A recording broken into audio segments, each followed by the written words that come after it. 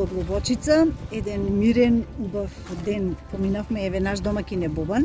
Така. Бобан ки ни обясниш многу работи, ние ако сме тука и од Македонија и од Охрид, многу малку знаеме и за самото езеро и за самото село. Еве, најпрво ќе почнеме со ова. Во позадина се гледа знаме, значи еден дел од водата кај што излегува, тука е потопената црква. Ќе ни кажеш ли кога е црквата потопена, колку време после да е изградена новата црква? Така. Прво, добре ни дојдовте во Глобочица. Црквата се наоѓа на едно риче што било на среде село.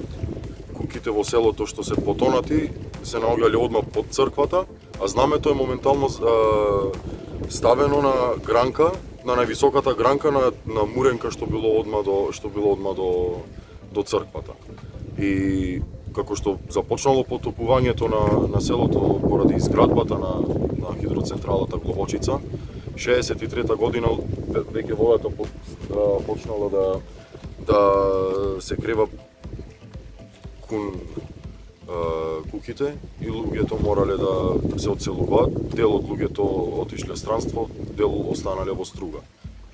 Почнале да си ги одградуваат куќите до темел за да си ги земат материјалите таму каде што си ги изградиле на друго место, а црквата воопшто никој не чепнал тоа време.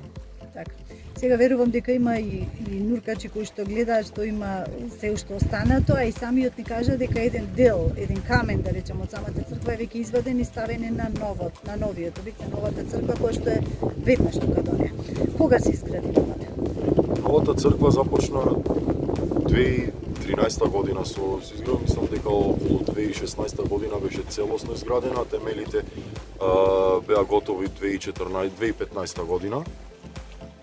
Охриѓани кои се членови на клубот за нуркање, тие имат помогнато на селото многу за вадење на каменот. Каменот бил одма пред портата на црквата и така бил остаен заради што тогаш го направиле каменот, ама не го поставиле на самата црква заради што почнало да се потонвети и луѓето знаеле дека светото ќе биде под вода.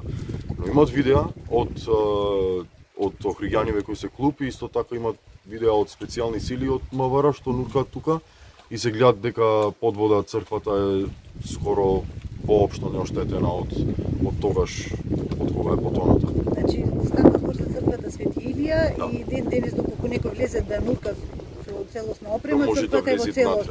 Значи во целост. Да. Добро, еве го селото, значи дали и колку жители има и дали преку година живеат тука, знаеме дека ти си тука поголем дел од годината, но дали има жители други? Не, имат максимум 15 души што се редовни тука што доаѓаат викендашки, но 95% од сите што имаат потекло од Глобочица или не доаѓаат тука или се одселени од Македонија, живеат странство. Забележавме доста нови градби има, значи тоа се викенд што се изгради. Зошто мислите дека периодот до самото село е проблем затоа што не доаѓаат или затоа што веќе кажавме по копно потешко се стигнува само со теренско возило, ние дојдовме преку вода? Преку копно со теренско возило се стигнуваат и тој пат обично го користат луѓето што се од електродистрибуција, заради што одма над нас имат далеководи од ХЕЦ Глобочица што се праќаат струја за Струга. Преку вода традиција е на некој начин да се наречи со кајче доаѓање тука. И од целава пола од луѓето што имат потекло од овдекалака си имат кајче овдекалака донесено и оставено. Многу атрактивни тури сега прават, нели овие со кајаци, овие денеси ние сме дел од таа тура, нели ти со чамец, тие со кајаци, такви гости доаѓаат редовно, верувам. Да, имат последниве 2-3 години почна таа атракција почна тоа да биде атракција. Колку километри е веслање? Веслање па зависи до каде. Од прилика ако одиме само стриктно од другата страна за која си одиме од Глобочица се 300 метра веслање, а на кај Маруниште имат 5-6 километри. Еве, преку година како преживуваш, да речам, затоа што стануваш поголем дел, како за храна, колку често одиш во Струга? Овде нема продавница. Воопшто никаде. Најблиската продавница тука е или во наредното село Луково или во претходното село во Ташмаруниште. Така да за да се снабдиме со храна, или треба да појдеш во друго село, или да си земиш залиха, многу залиха, за зависно колку ќе останеш тука. Значи, доколку се размислува за некој вид на туризам од овој тип на што сега се почнува, треба да се размислува и во таа насока. Треба да се размислуваат со редовно носење на сите потребни дотурна роба преку езеро, да. И црквата нова овдека вака што е изградена, и камбанаријата, камењата, бетон, песок, свето преку езеро е тука донесено. А во самово езеро забележавме и ние доста риби има. Има ли риболовци во тој тип? Имат доста многу риболов тука. Чак и луѓето тука поќе доаѓаат ради риболов, не ради црквата или ради селото. Кога имам живеено како студент во Скопје, луѓето кога ме прашуваат од кај си, кажувам од Глобочица, сум и таму одам на риболов. Да, само по риболов е повеќе познат отколку по што било друго. Имат два рибници, едниот имат краб, другиот имат пастрак. Така, значи риболовците поканети. Да, сите поканети. Така. Доста подолго, да речам, се возевме со џамецот, многу мирна атмосфера. Јас ваков мир навистина немам почувствувано многу одамна. Значи, тоа е тоа што ствари го бараат, нели, и гости, и туристи, и странци. Верувам дека оние кои што дошле со добри впечатоци се заминуваат. Што велат?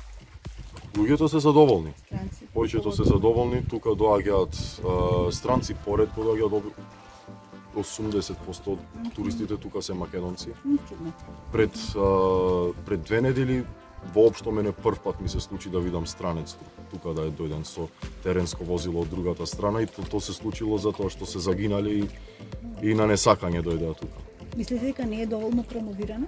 Не е доволно промовирано, дефинитивно. Не имат...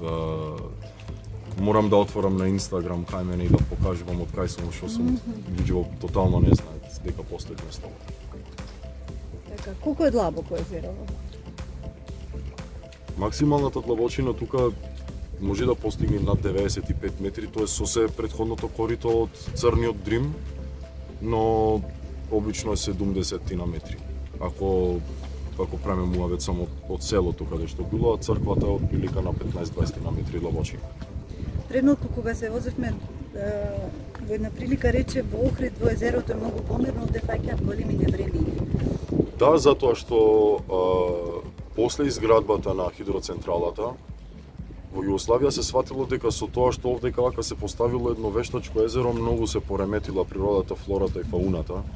И исто така биоритмот се пореметил, наместото ветришта многу посилни се случуваат, бранови многу посилни имат.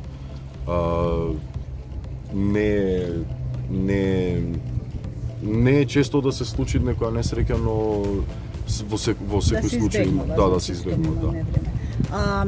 Зими, како е во зима? Фаќаат ли баш јаки зими со многу снег, со мразови, со тешко се доаѓа тек тогаш? Веќе кажавме дека и езерово 3 пати било замрзнато, барем ние знаеме за 3 пати. Јас колку што знам 3 пати, то можда и поиќе е случајно да е замрзнато. Зимата баш каде што се кукиве не е до толку многу строга. Знаете да имат снег, но малце погоре на планина кој ќе се појдат имат баш до колена или до колк снег нагоре. Така, сакам да кажам дека во зима е многу потежнато и приодот до самото село. Дефинитивно, дефинитивно. И преку копно и преку вода. Добро, а? Да.